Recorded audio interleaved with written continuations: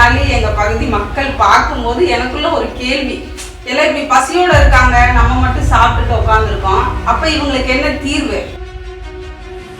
இந்த தாட்டி நாங்க எல்லாருமே சேர்ந்து தேர்ந்தெடுத்திருக்கோம் தீபாராணியை நாங்க தூக்கி விடுவோம்.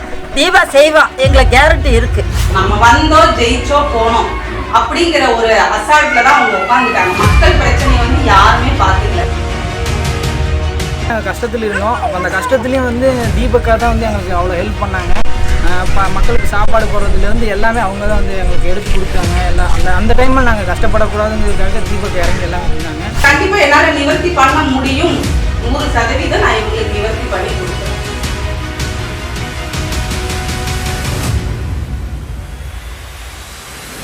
உங்கள் அருகில் சமுதாய பற்றுடன் இருக்கும் அந்த நபர், கூப்பிட்ட குரலுக்கு ஓடோடி வரும் அந்த நபர், மக்கள் பிரச்சனையில் உடனுக்குடன் தீர்வு காணும் அந்த நபர், உங்கள் பகுதியில் இருக்கும் சிலரில் உங்கள் முன் நிறுத்தும் மாயா டிவி நியூஸ், உங்கள் கவுன்சிலர்.